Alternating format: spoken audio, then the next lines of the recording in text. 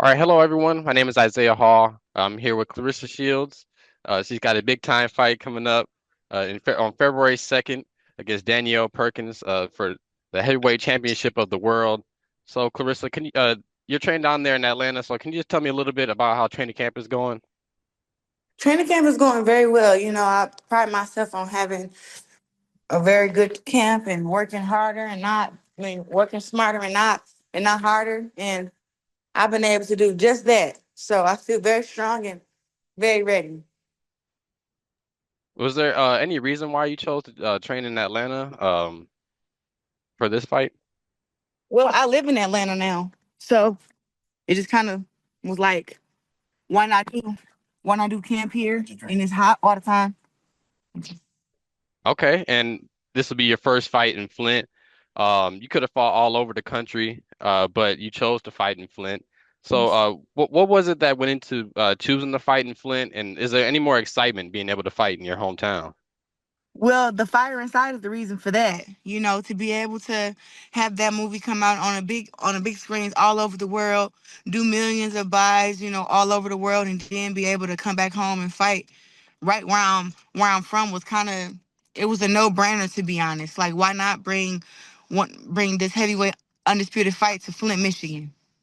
And it's different fighting at home because you recognize so many voices. I actually like fighting out the country and fighting in different places because it's not that familiar, but it's like now I'm about to fight in front of my cousins, my friends, people I grew up with, people that's been knowing me since I was a little kid. I'm about to fight in front of them. So it's different because you really can't block them out as much. But I do enjoy being able to have those big time fights and just bring excitement back to the city. Yeah, absolutely. And let's talk a little bit about the fire inside. That movie is out. It's almost like it's serving as promotion for this fight, as this whole fight. It seems as if it's for the city of Flint, and to inspire the city of Flint as well. Would you say is that what your movie? Do you feel that it inspires the city and anyone that is coming from tough locations or tough situations? I definitely think.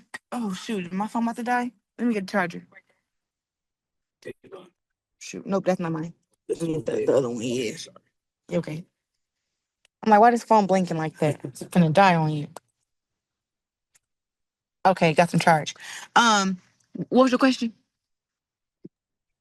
With the fire inside, do you feel like it was it's an inspiring movie to those who are coming from similar places like Flint? I think The Fire Inside is just an inspirational movie, period. But definitely coming from people that come from the same background as me, or even worse, I think it's an inspirational story for people who just want to win.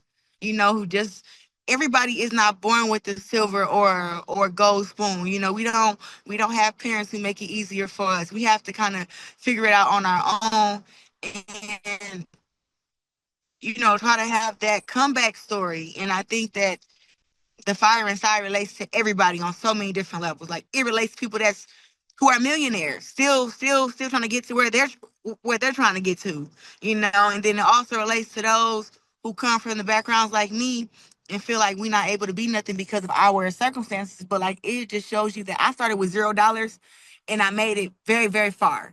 Just by hard work and grit, believing in myself, believing in God, and just never giving up. And I think that it relates to everybody up in some way, shape, or form. Absolutely. I'll just say this personally. I watched the movie. I have family. Both my parents are from Flint. So to see that, a positive story coming out of Flint, I will say definitely, that does feel good and I feel like it's inspiring, and a lot of my family can relate to it as well. Um, I but appreciate that. let's just get into this fight. Danielle Perkins, obviously your tallest opponent. So what's some things you're going to be having to look out for on fight night? We gotta look out for her long reach, her long big right hand, her long hooks. We gotta watch out for her strength. She's a big girl. She's strong. Um, I mean, you look at her; she seems very intimidating. So it's things we have to worry about during the fight. But it's a small thing to a giant. I feel like I can take Danielle. It will be a fight for sure. she's gonna come in there and try to shock the world. This is her big opportunity. And she's not gonna be a hard girl to put down, but we've been working on putting the guys down so we can get the guys to go down. I'm quite sure we can get Danielle to go down, and knowing that I got very, very fast hands, and I'm strong too. And I got a pretty good chin, and I'm going to test a Danielle's chin, and we're going to see who be standing at the end. But I believe that I have everything that it takes to beat Danielle Perkins and to knock her out and finish the fight. Absolutely. You mentioned that you were sparring with guys ahead of this fight. Is that part of your preparation for this fight? I've been sparring with men since I was 11 years old.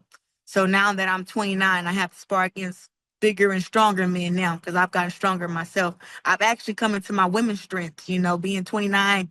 I understand now why the girls who was 30 and 32 was looking at me like I was crazy because they were strong as hell back then. I wasn't that strong. I was still a teenager. But now I'm coming to my women's strength, and it is a completely different strength. And I don't think anybody should be trying to fight me right now, if I'm being honest.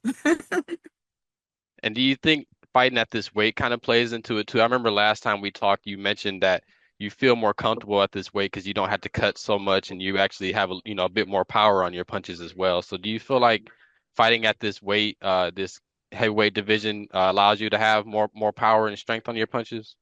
Absolutely. Like I can spend more of training working on building my power, straightening my shots, sparring, and I don't have to worry about just running and cardio and starving and trying to make the weight. It's a whole different ball game from having to lose, 30 to 40 pounds to now lose 5, 6 pounds. Like it's way different. And I feel very, very strong.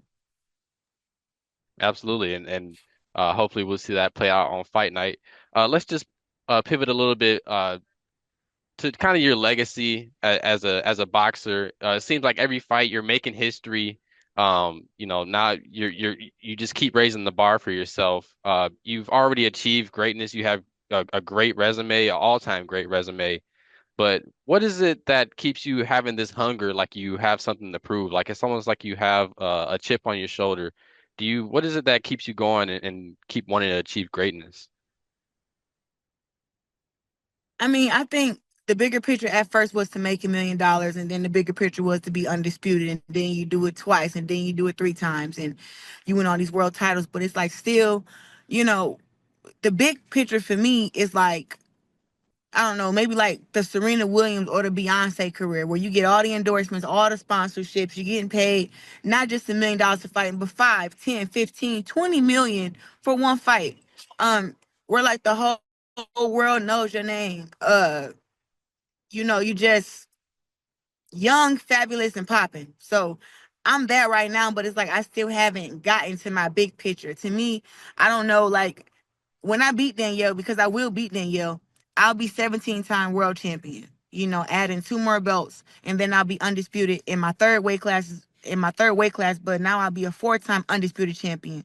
Never done in history, breaking records, got the most accolades, but it's like having that, when do you get the $5 million offer to have a fight? When do you get the $10 million offer? When do you get the multi-fight deal? To where it's for 365 million for 3 fights type of deal. Like when do you get that? So for me, that's what I'm working toward, and just to make money in my sleep. I shouldn't have to fight so hard to stay where I am and to be where I am. I think it should be easier with everything that I've accomplished, but no one's going to give me anything. So I just have to continue to work hard and until my bigger picture gets there. So my big picture is really bigger than what everybody else feel it should be. If somebody else had this career, they'd be like, oh, we can't retire. We're going to the Hall of Fame. We got millions of dollars. We're undefeated. What else do you want us to do? And it's like, well, it's way more to be done. So that's what I'm working on. Absolutely. There's always more to be done. And with this fight here, uh, you actually predicted a KO last time Yep. against Lepage Jonis. So do you have a prediction for this fight? I'm gonna drop her big ass too. She's gonna get dropped too. She's gonna get dropped too. Um, Dan- Danielle is so big and so strong that she thinks she's the only one that's that big and that strong. She doesn't believe that any other woman is strong and as big as her. I may not be as big, but I am just as strong. I'm a way better boxer. So if she coming and disrespecting me, she gonna be on her back pockets, just like Vanessa was. And that was a great show last time at LCA when you uh put closed the show against Vanessa. Last time you walked to the ring with Dej Loaf. Do you have any artists in mind for this fight, or is it a surprise? It's I may announce it, but it's gonna be a surprise. But I may announce it the night before. I'm not really sure, but I want to just surprise Flint and just blow their mind really. So but it is gonna be dope. We're gonna have the Guope band there again with the drums and everything. So you can look forward to that. It's gonna be smoke. Smoke is gonna be fireworks, but the artist who walking me out is definitely gonna be like a big surprise. Well, that's definitely going to be special for the city of Flint. Definitely, to Yes. have this moment with you. Um, and personally, I'll just say that, I love that you're doing that for the city. You've been doing that for the city of Flint. Um, what do you have to say to the people, who support you in this fight? What is your message to them? So all my fans who support me. Oh, did I blink out? So all my fans who support me, I just want to say thank you guys from the bottom of my heart. It started way back at Burston Fieldhouse at the baseball games is when like the support started for me. Where when I didn't have any money and I was collecting donations, you know, people didn't just give me donations; they gave me advice. Drug addicts prayed for me. Told me that I gave them hope to be clean one day. Um, People just always had so much respect for me and held me at a high standard, even at a young age. Like they've been calling me Miss Shields since I was a kid. So I just want to say thank you to them. Thank you for all of the parents who let their kids follow me on social media, who let their kids come to my boxing programs, come to my Christmas giveaways, Easter, Thanksgiving, because I really love kids and kids love me. And when I get to meet them, I've been changing kids' lives since I can remember. So I'm just grateful for the city of Flint and even the mayor who has always been supportive of me, to my church family where I can go to church and reveal my darkest secrets and don't leave church. I'm just really grateful for my city and grateful for everyone who has instilled anything in me and anyone who has ever prayed for me. I'm just thankful for them. And I look forward to bringing this big fight back to Flint February 2nd and becoming the heavyweight undisputed champion of the world. I'll be the first woman to do this. So I look forward to being the first and to do it in my hometown is just very special.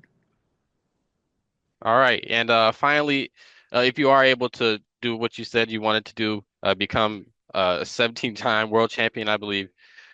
What what comes next after this? Is there anything else on the horizon? Well, I want to fight two more times this year. Um, I may take off year 31 to have my first kid. I might. I don't know yet. Still weighing my options. But other than that, I'll be back in the ring. So I'm gonna fight twice this year. May take off year 31. Then I'll be back year 32 and just continue to break my records and fight the best. Well, that would be a incredible chapter to your story. Another pedestal that you would already be put on. So, I just want to say thank you for your time. Thank you for the interview, and good luck ahead of this fight next week. Thank you. You're welcome. All right. Thank you.